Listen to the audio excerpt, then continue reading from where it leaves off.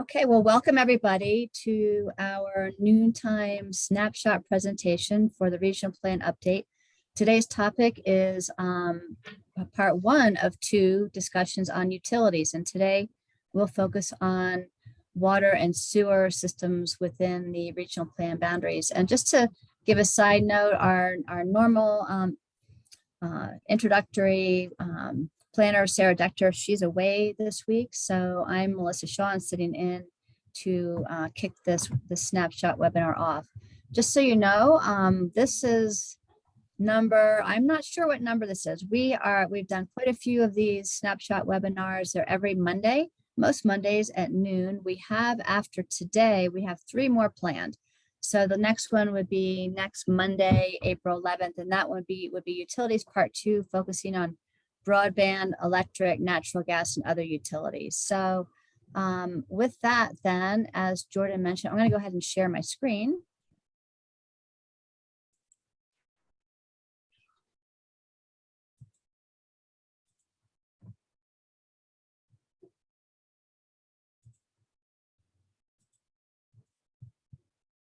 Can you see the presentation? Just want to make sure. I can see it. Yes. Okay. And it's a presenter mode, great. So today we're going to hear from Aaron Young and Gary Miller, both of the City of Flagstaff, and then David Monahan, who's Environmental Quality Manager with Coconino County. And so again, most Mondays at noon, we are hosting these 15-minute presentations with a 15-minute question and answer.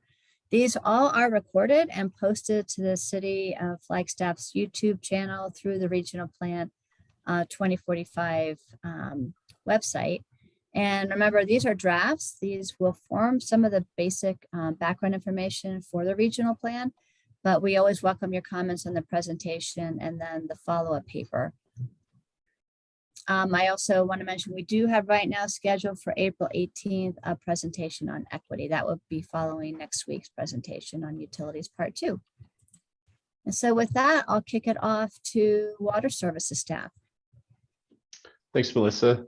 I get to start. My name is Gary Miller, and I'm the Water Services Engineering Section Director, and I'm going to give you an overview of our water and wastewater infrastructure, and reclaimed water infrastructure throughout the City of Flagstaff. So this is a real broad overview. Flagstaff has a centralized water and gravity sewer system. All of our water and sewer infrastructure is either in public right-of-way within streets or in public utility easements throughout the City of Flagstaff. And our water is provided through a combination of groundwater wells, spring water from the inner basin area, as well as surface water from Lake Maria.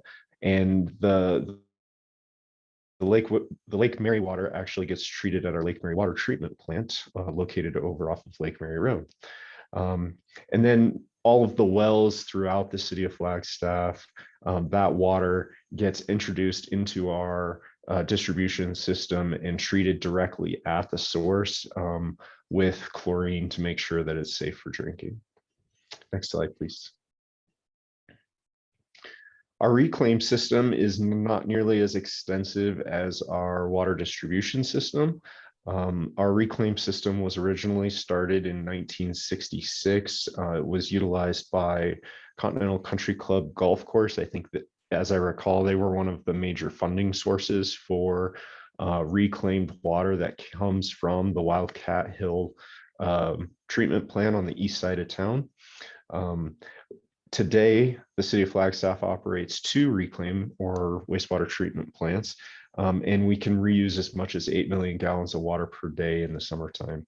So the purple line you see on the right-hand side represents our distribution system, and you can see that distribution system hits our large reclaim users. So golf courses, NAU is a big reclaim user, and then we utilize a lot of reclaimed water in our parks as well as our schools throughout the community. Next slide, please. In addition to water and wastewater, we also have stormwater. So there's several watersheds throughout the city of Flagstaff that we maintain to help prevent flooding through open channel and underground stormwater infrastructure. And you can see a lot of those stormwater watershed areas on these two maps here. Here's just a small example of some of our stormwater infrastructure.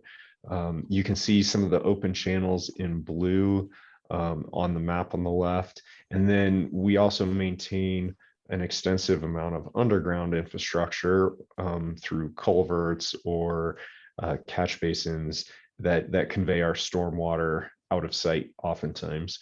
And all of those facilities require regular maintenance.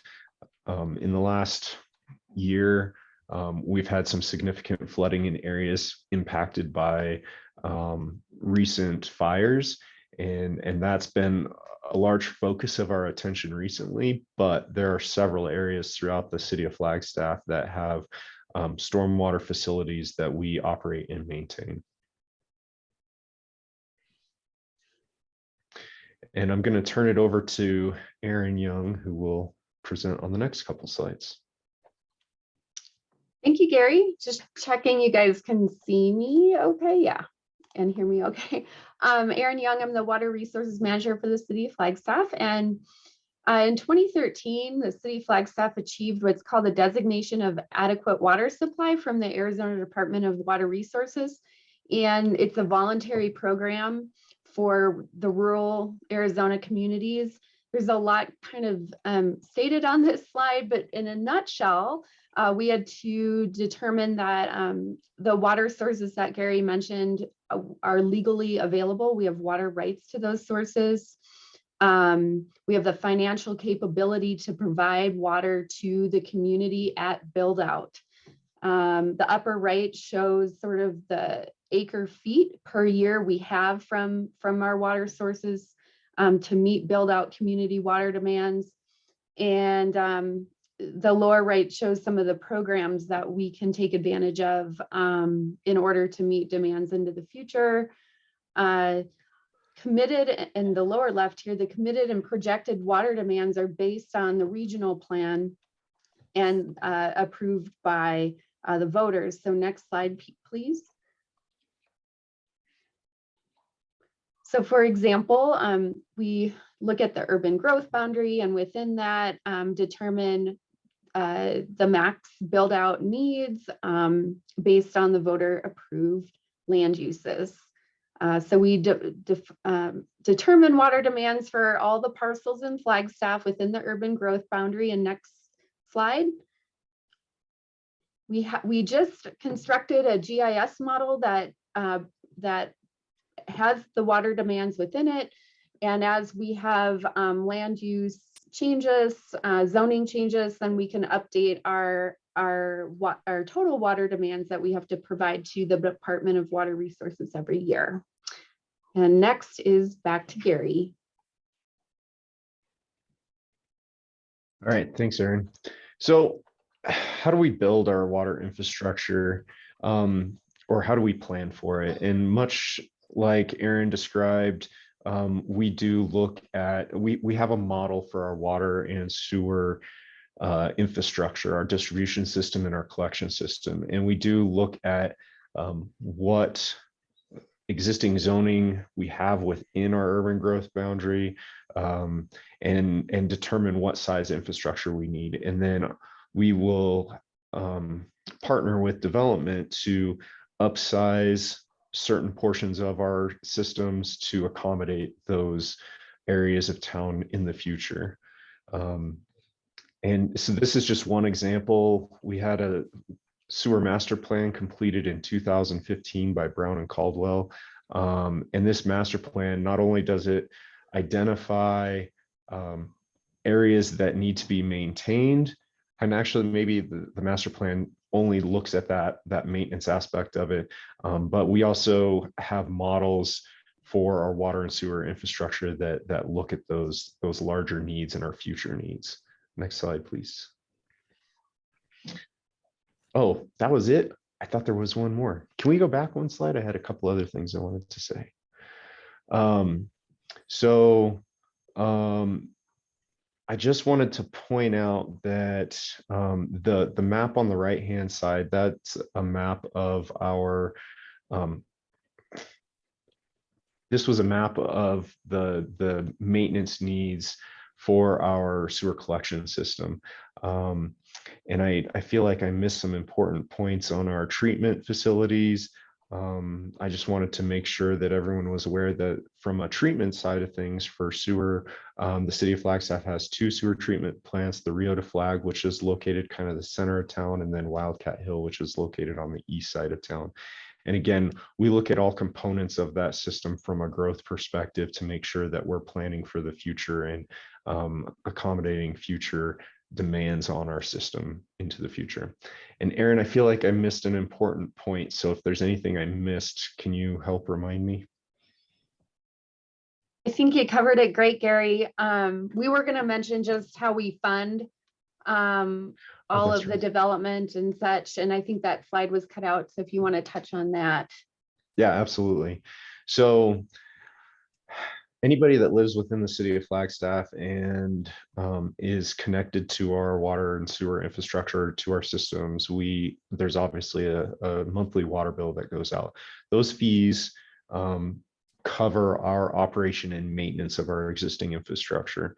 When we look to expand our system to cover those additional demands, those are covered by what we call capacity fees.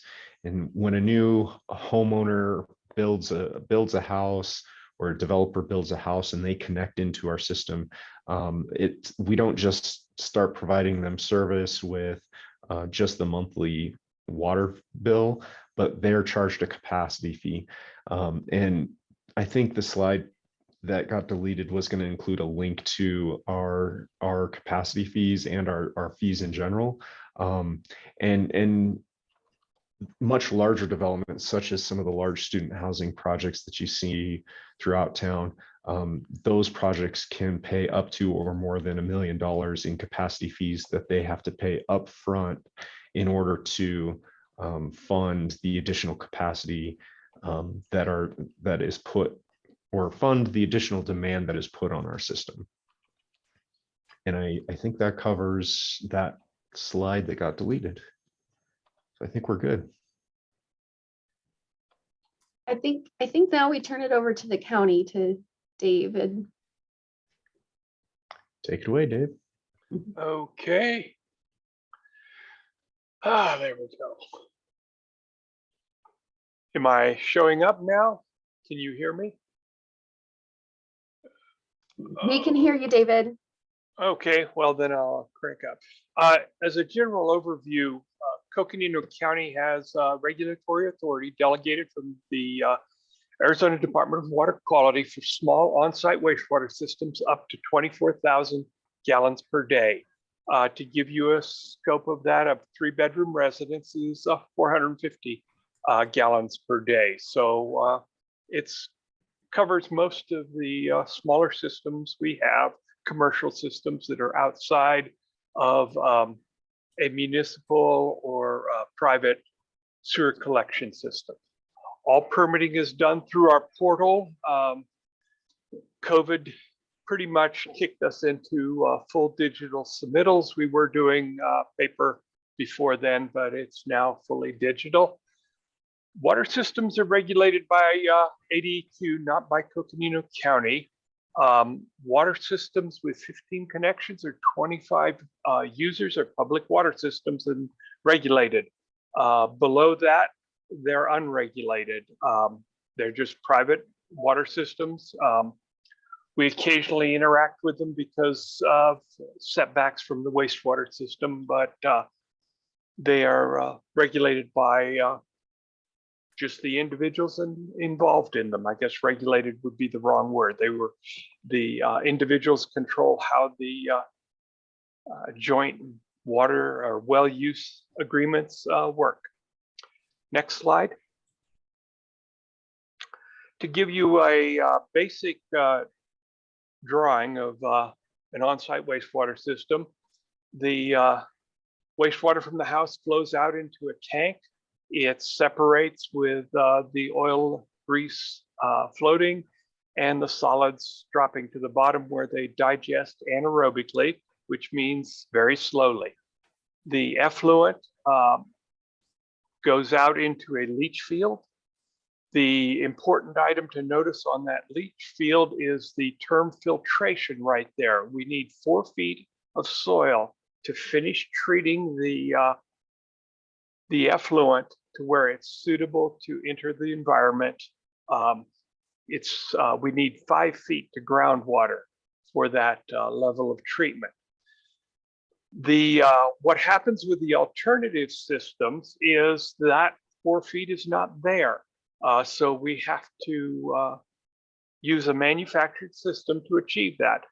So instead of using the 4 feet of free soil that came when you bought your house, you begin paying for a manufactured treatment system, an aerobic system similar to, but scaled down significantly from what a municipality would have is available. And there are some 20 options that can be used. Some of them eliminate elements of the wastewater system, such as a composting toilet or an incinerating toilet, but there's still wastewater that needs to be dealt with. And an important aspect is it has to be dealt with every day of the week, regardless of the weather, etc. So although there is a gray water permit that can be used, the gray water needs to be able to turn back into a system that will function every day. Could we go to the next slide? We have a on-site wastewater system process brochure that is available on our website to explain the overall process. I just put this in there to give the couple of links that people could use. Let's go on to the next slide where we see the process. In Coconino County, we require a site investigation, which essentially means test holes are dug. We come out and take a look at them and give the applicant a report. It tells them whether they can go with a standard system or an alternative. If it is an alternative, the limiting conditions are listed. We do the inspection as opposed to having third-party inspectors come out and do it, which is unique in Arizona. We're the only county that does that, but we've had seasonal saturation issues, Fort Valley being the premier area for that, made it important for us to do the inspection. After that site investigation is done, a designer, engineer, prepares a set of plans, makes a submittal. We review it. We may ask some questions, and they respond. Typically, it goes to a construction authorization. Occasionally, it goes to a denial. There have been some denials.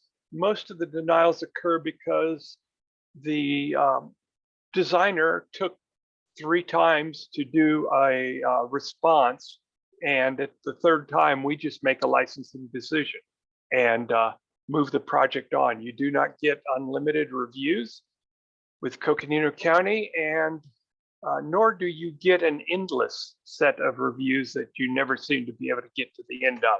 So that is advantageous for both Coconino County staff and the applicant. After construction authorization, construction is done by a contractor or the homeowner can do their own. Usually there is just a final inspection.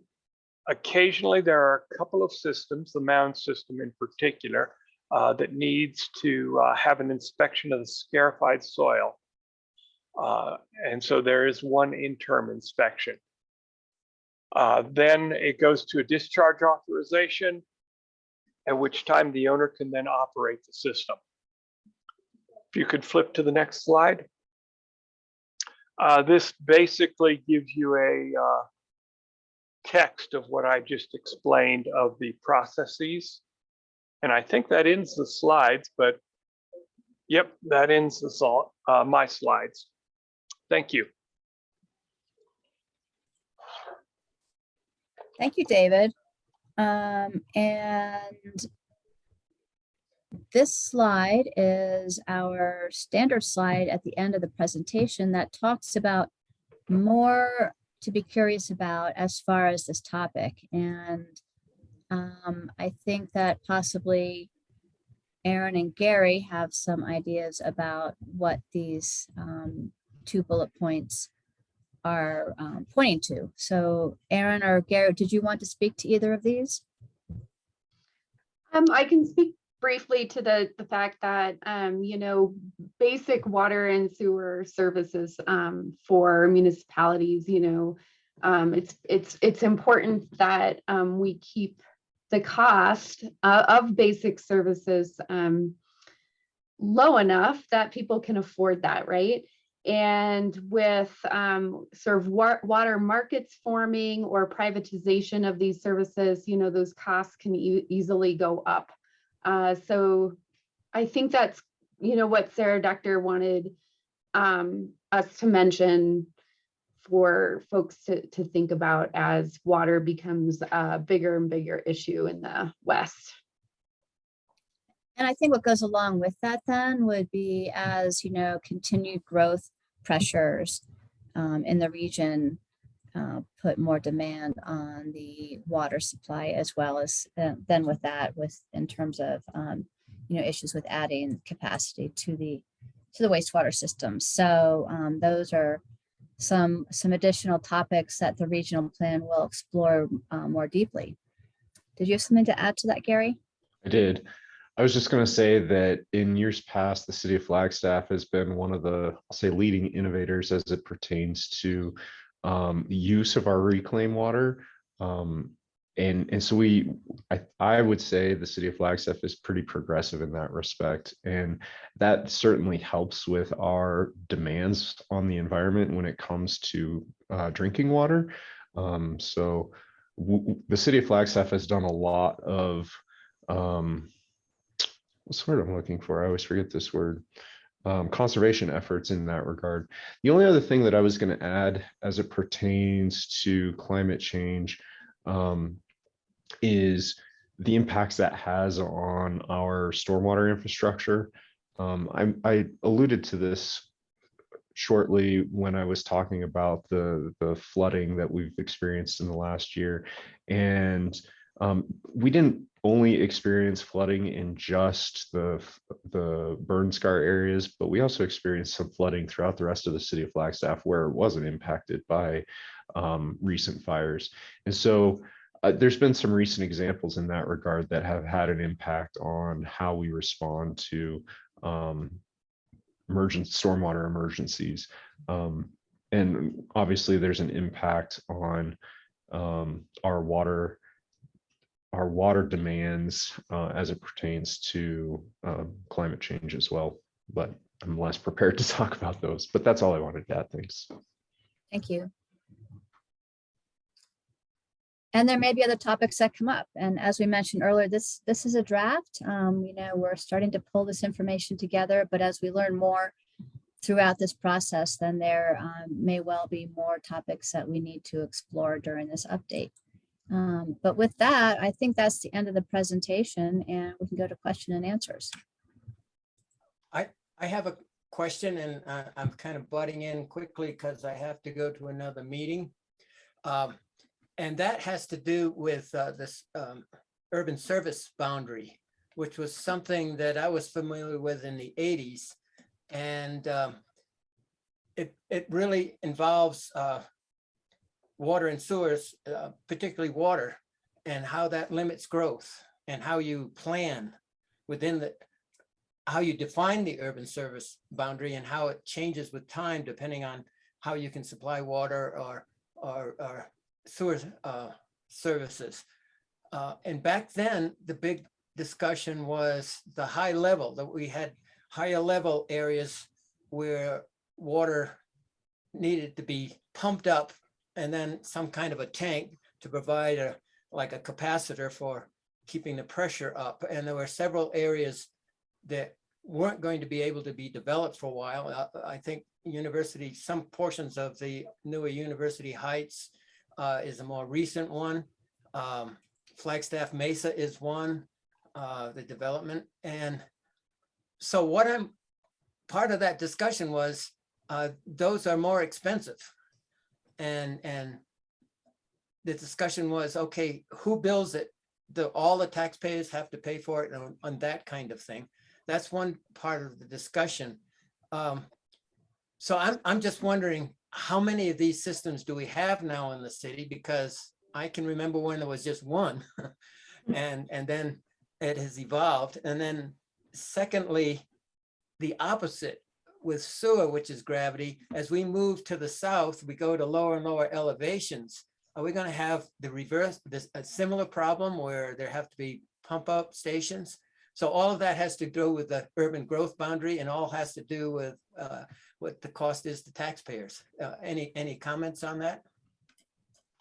Melissa, is there time to take a question? It's 12:30. We can go ahead and take questions, and if we have to run longer, we can do that. So yeah, this is, if you've got time to respond, that would be great. Aaron, you just muted. Did you want me to take this? Yeah, go ahead. Okay. So yeah, you're absolutely right that I don't know how the urban growth boundary has been defined in the past, and I don't know how the urban growth boundary is defined through this process. I can't speak to that directly, but I can tell you that the issues you identified are certainly issues that as we expand and as we grow, the cost to expanding the system increases for the reasons you identified. I mean, we have development applications for areas of town that don't have the ability to sewer to, or gravity sewer to our treatment plant that are located within the city of Flagstaff. And that development in particular, any development for that matter, is responsible for its own making sure that it can tie into our system. So it's not the city's responsibility to pay for the extension of that infrastructure. And the fees that they pay for capacity to tie into our system, that's what I was alluding to earlier, that those capacities go towards upsizing our infrastructure that they are utilizing. So they're paying their own way, if you will. It's not the taxpayers who are responsible for the impacts generated by those developments. So I hope that answers your question. Okay. And I see Sot has his hand raised. Thanks, Melissa. As we expand in population, I assume we're going to run into water issues.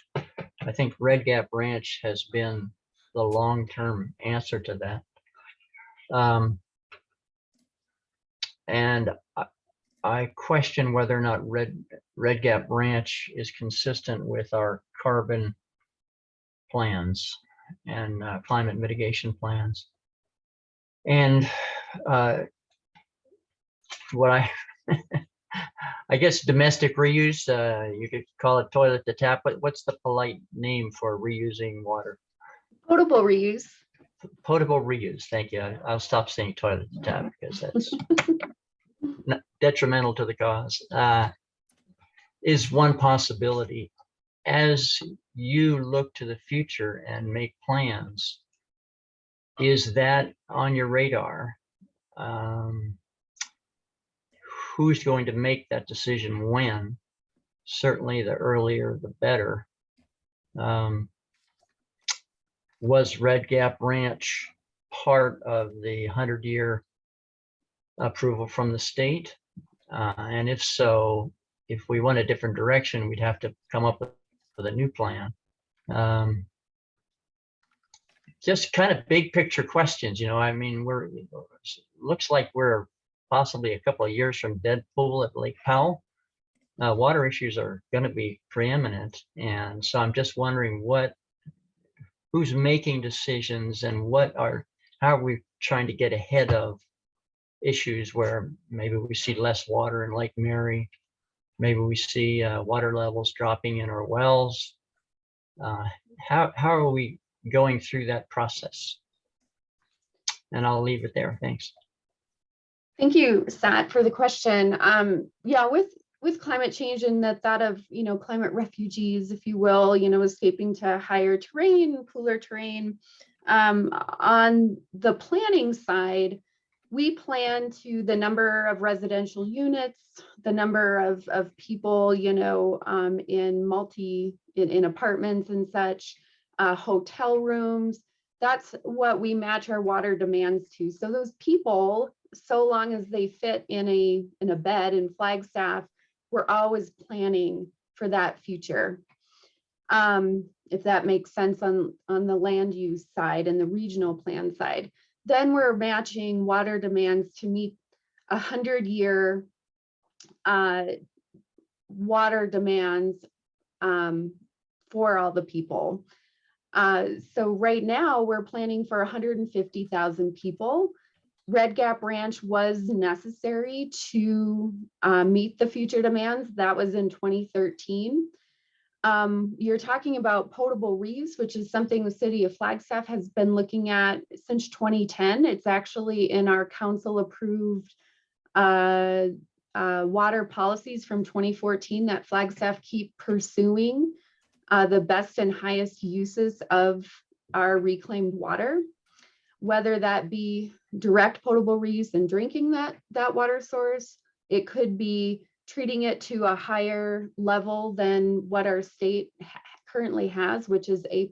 So we would go beyond A+ and pipe it to Upper Lake Mary to keep that investment that the city has made since 2041 when that dam was built.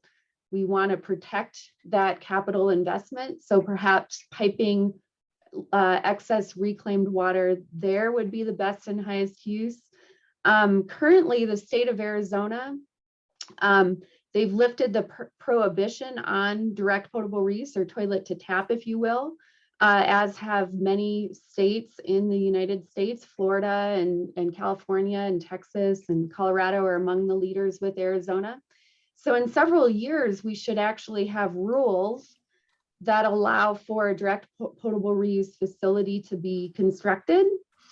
And we've done a number of studies preparing Flagstaff for, do we have the footprint at our 2 reclamation sites to add the additional infrastructure for direct potable reuse, additional filtration, additional treatment.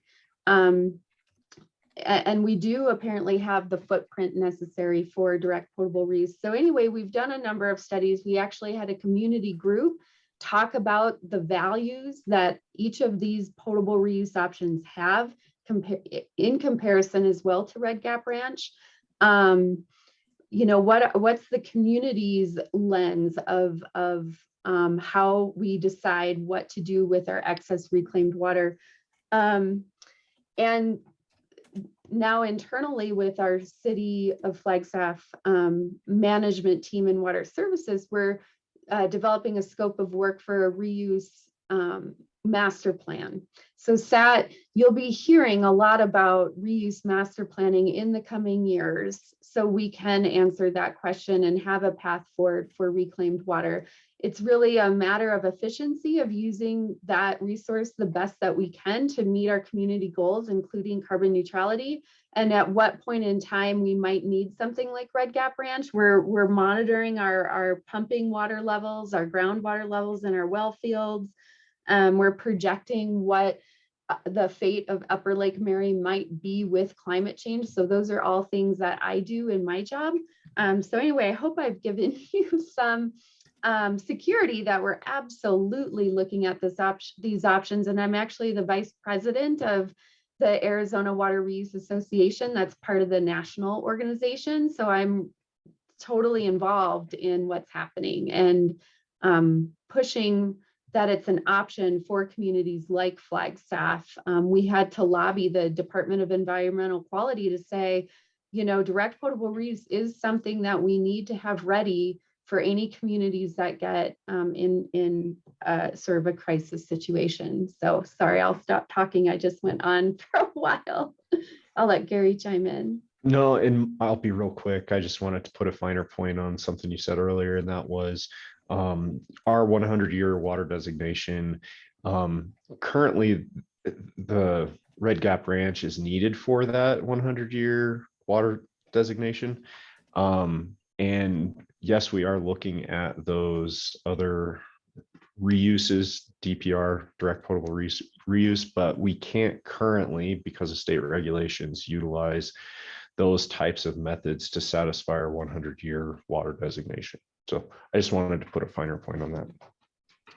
Well, thanks a lot. That's somewhat reassuring that that we're on it. Could I ask how big a load is the snowball? What percentage of our reused water goes up the hill?